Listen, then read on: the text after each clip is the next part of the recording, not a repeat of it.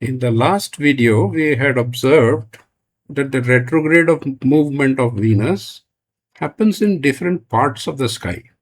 It doesn't happen in the same part of the sky.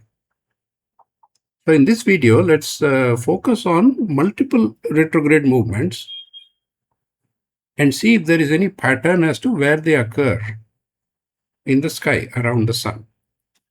So I'm going to play the same simulation. This time I'm playing it a little bit faster. So here is the first retrograde movement, which we have seen in great detail already. Then we went through this movement where Shukra is approaching superior conjunction. Then it comes back to the inferior conjunction a second time. The next retrograde motion happens. So what happens is that the first one started here, the second one started here, so it is shifted 144 degrees in the backward direction, not forward in the sense of Mesha, Rishabha, etc. This is going backwards. Here is the third one.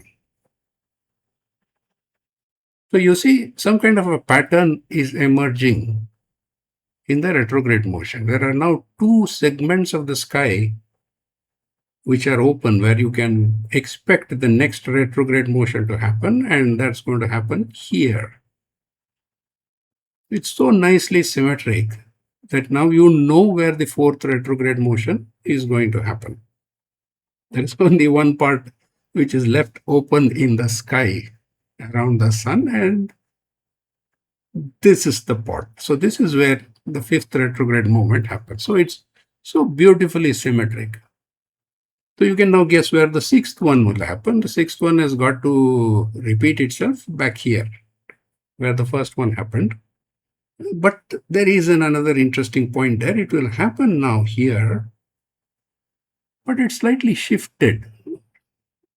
It's not exactly happening in the same place. The first one started here, the sixth one is shifted in the backward direction again.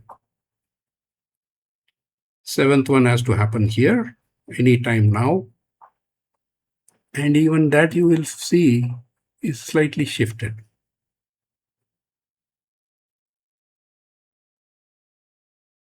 So this is the pattern in which multiple retrograde motions happen. Every 8 years it comes back to the same spot, but with a slight shift. Now these 5 spots in the sky, this is actually known as the Pentagram of Venus. I'm just joining the points where the retrograde motion starts.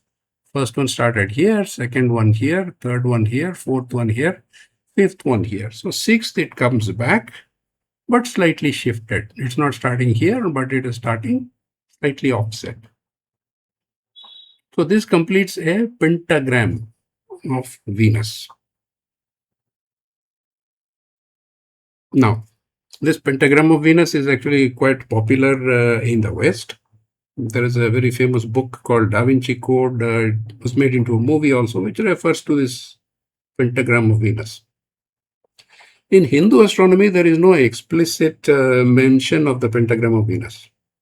But first of all, I will point out to you that the very fact that this pentagram is coming up indicates that the model which I have created is accurate. It's a proof that this model is accurate. A better proof that the model is accurate is that even this slight shift in where the sixth retrograde motion starts, that has also been captured by this model. Okay. But the more interesting point is, how did I create this model? So I used the following orbital parameters to create this model. And we have seen in an earlier video what all these numbers are and where are they coming from. Because this first number and this entire column, these are coming from Surya Siddhanta. And we have discussed this in great detail. So they are coming from these shlokas of Surya Siddhanta. And I have shown this to you in an earlier video, which explicitly mentions that in a Mahayuga, The sun makes so many revolutions, moon makes so many revolutions, Mars makes so many revolutions, and down here is the Shigra of Venus makes so many revolutions. These are the exact parameters that I have taken and used in my spreadsheet here. And I've also discussed with you how to convert these big, large integer numbers into more comprehensible, smaller numbers. Orbital periods as we know them today. Orbital period of the sun, 365 and a quarter days. Orbital period of the moon, 27.3 days. This is the sidereal orbital period of the moon. This is why there are 27 nakshatras. All this we have discussed in great detail. Now, these exact numbers I am using to create a model, and that model is precisely drawing the pentagram of Venus. The only addition I have done here is I also need this distance from the sun, or in the geocentric model, distance from the earth, but it's really distance from the sun. This I took from modern astronomy. This I did not use Surya Siddhanta values. These are in astronomical units from the sun. But these numbers from the Surya Siddhanta are giving me the exact pentagram of Venus, which is expected and confirmed by modern science also.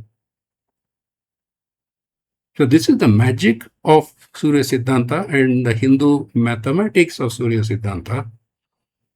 They worked in a different way by talking about Mahayuga and number of revolutions in a Mahayuga, very large integer numbers.